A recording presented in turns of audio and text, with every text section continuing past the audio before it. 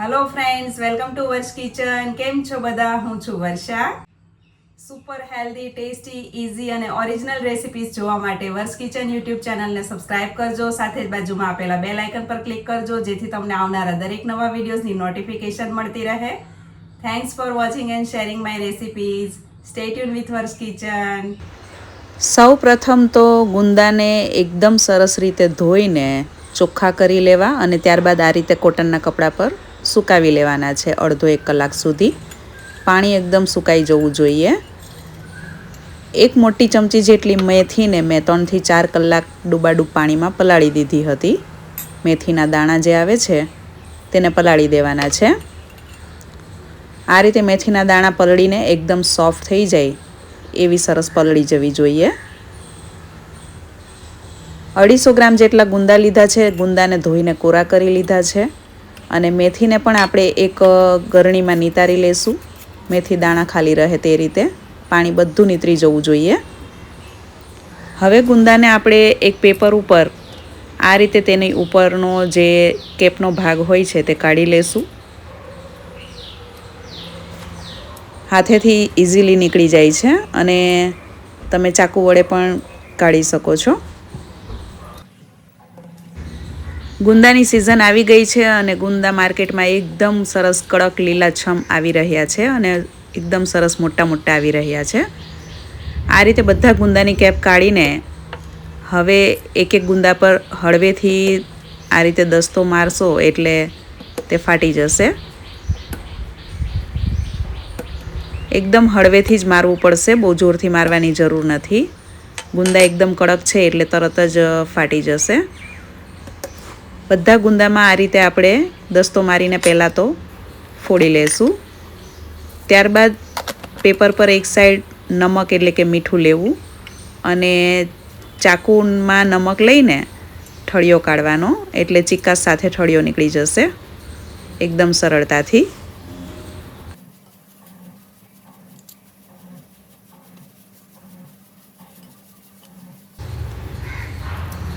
ગુંદા જેટલા વધારે કડક હોય ને તેટલું ચિકાસ કાઢવામાં ઇઝી રહે છે અને ચાકુ તમે મીઠાવાળું કરતા જશો ને એટલે સરળતાથી ચિકાસ સાથે ઠળિયા નીકળી જાય છે.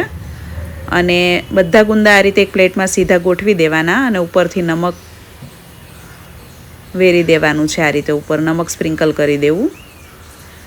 આનાથી ચિકાસ બધી નીકળી જશે. 10 મિનિટ સુધી રહેવા દેવાનું છે મીઠું વેરીને.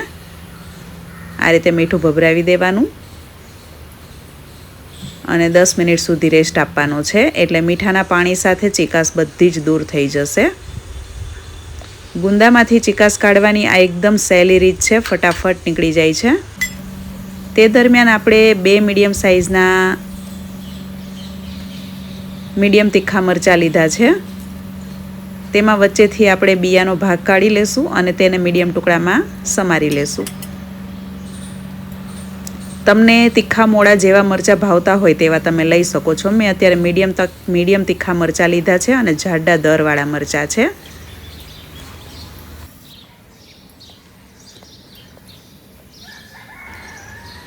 મરચાંની તીખાશ જો વધુ ગમતી હોય તો થોડા તીખા મરચાં અથવા તો આમાં એક તીખું મરચું પણ મિક્સ કરી શકાય. અત્યારે મેં જે લીધા છે એ મરચાં મીડિયમ તીખા છે, નહીં બહુ મોળા કે નહીં બહુ તીખા, એ રીતના છે. હવે ચમચીના દાંડીના ભાગ વડે આપણે આ રીતે મીઠાનું પાણી જે થઈ ગયું છે તે ચિકાસ સાથે નીકળી જશે અને ગુંદાને આ રીતે ઉલટા પેપર પર ગોઠવી દેવાના, એટલે તેમાં જે પાણી નીકળ્યું હોય ને મીઠાનું તે બધું નીકળી જાય. આ રીતે પાણી અને ચિકાસ બંને છૂટું પડી જશે.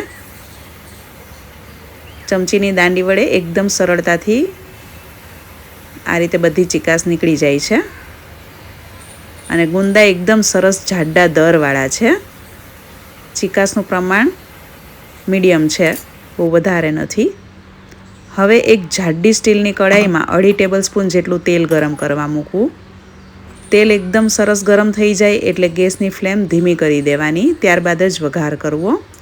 1/2 ટીસ્પૂન જેટલી રાઈ વઘારમાં નાખીને ઢાંકી દેશું, જેથી બધી બાજુ ઉડે નહીં, અને ગેસની ફ્લેમ મેં ધીમી કરી નાખી છે.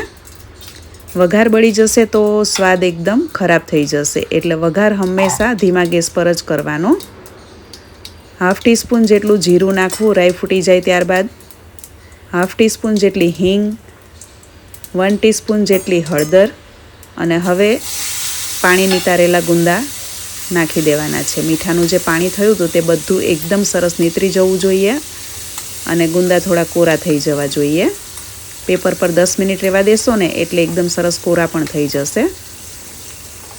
અથવા તમે કોઈ ટીશ્યુ પેપર અથવા તો કોઈ કાપડ પર પણ રાખી શકો છો. ઘણા લોકો ન્યૂઝપેપર ઉપર નથી મૂકતા હોતા. 1 થી 1.5 મિનિટ સુધી આ રીતે ધીમા ગેસની ફ્લેમ પર ખુલ્લા જ ગુંદાને સાંતળવાના છે. અને અત્યારે આમાં નમક નાખવાની જરૂર નથી, કેમ કે આપણે પહેલાં મીઠું ઘણું બધું નાખ્યું હતું તો તેની ખારાશ થોડી બેસી જશે. ઢાંકીને 1 મિનિટ સુધી સંતળાવા દેવાના છે અને 1 મિનિટ બાદ ફરીથી ખોલીને તેને આ રીતે ચમચી વડે અલટ-પલટ કરીને ફેરવી લેવાના, જેથી બધી બાજુથી એક સરખા ક્રિસ્પી શેકાઈ જાય તેલમાં. તેલમાં એકદમ સરસ રીતે સંતળાઈ જવા જોઈએ.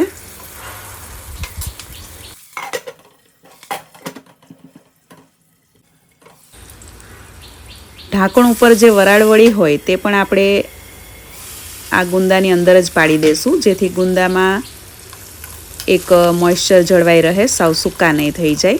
જો તમને એકદમ સૂકો કડકડિયો ગુંદાનો સંભારો ભાવતો હોય ને તો તેને ખુલ્લો જ સાંતળવાનો, તો તે ગુંદા એકદમ ક્રિસ્પી થાય છે. અને થોડા સોફ્ટ અને બફાઈ ગયા હોય તેવા ભાવતા હોય ને તો તેને ઢાંકીને કૂક થવા દેવાના.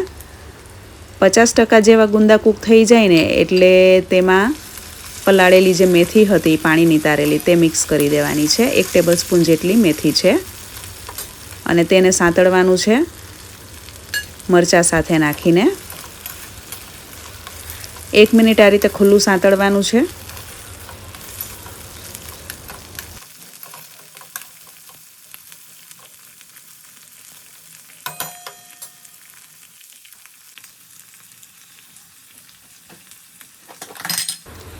બે મિનિટ જેવું ખુલ્લું આ રીતે સાંતળીને ત્યારબાદ તેમાં મરચાંનું અને મેથીના ભાગનું નમક નાખી દેવું. આપણે ગુંદામાં પહેલાં નમક નથી નાખ્યું, તો ટેસ્ટ પ્રમાણે મીઠું નમક નાખી દેવાનું છે અને સરસ રીતે મિક્સ કરીને તેને સંતળાવા દેવાનું છે આ રીતે ખુલ્લું જ. અને હવે આ ગુંદાનું શાક કે ગુંદાનો સંભારો બંને કહી શકો તમે, તેને ઢાંકીને 1 મિનિટ થવા દેવાનું છે. ઢાંકણમાં વરાળ વળે ને ત્યાં સુધી, ઢાંકણમાં વરાળ દેખાશે. વરાળ વળી જાય ને એટલે તરત ખોલી નાખવાનું અને વરાળનું પાણી આપણે આમાં જ અંદર નાખી દઈશું. એક વખત સરસ રીતે ચલાવી લેશું. બધી બાજુથી ગુંદા અને મરચાં એકદમ સરસ સંતળાઈ ગયા છે.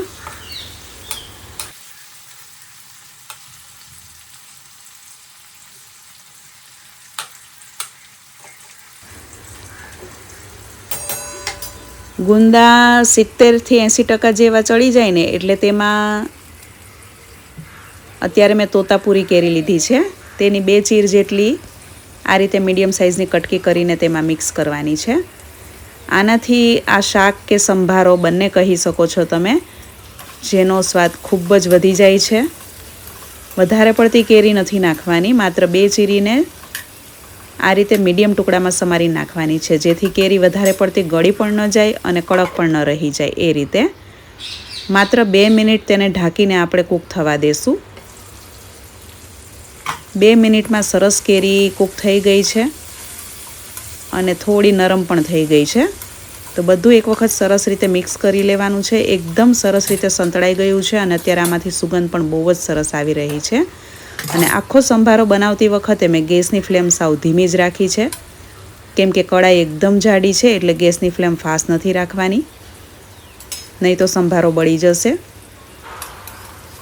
અને ગુંદા એકદમ સરસ કૂક થઈ ગયા છે, નરમ થઈ ગયા છે અને તેમ છતાં થોડા ક્રિસ્પી પણ છે.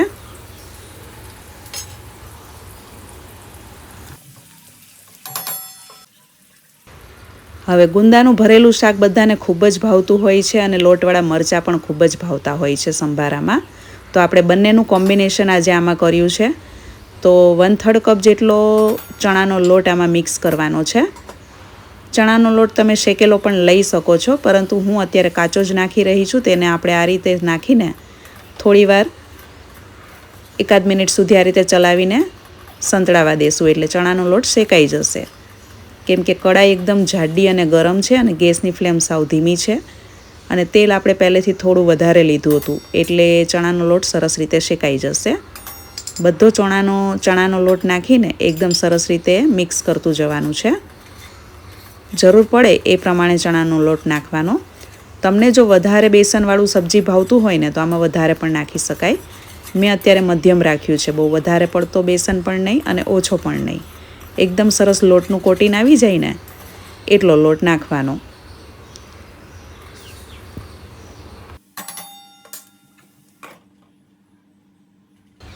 બેસન નાખીને ધીમા ગેસની ફ્લેમ પર 1 મિનિટ સુધી ઢાંકીને થવા દેવાનું છે.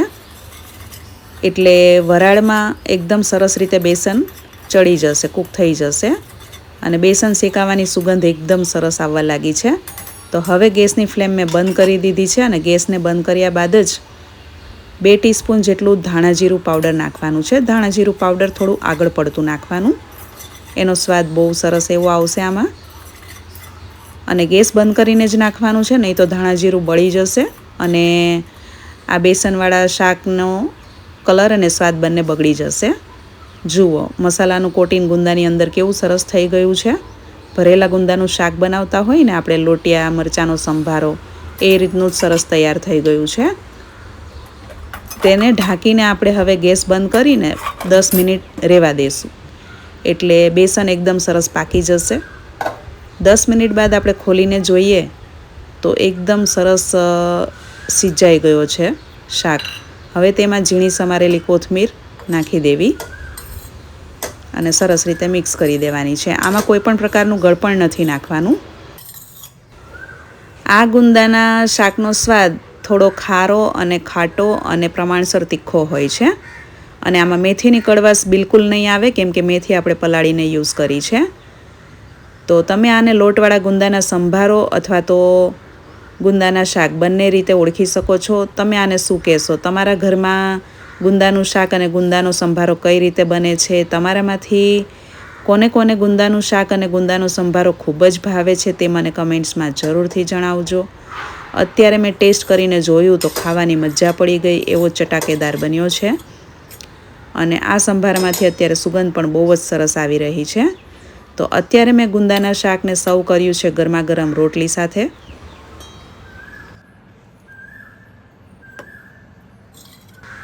અમારા ઘરે જનરલી મિક્સ દાલ બને છે ગુંદાના શાક સાથે, તો મેં અત્યારે મિક્સ દાલ સર્વ કરી છે, રોટલી અને દાલ.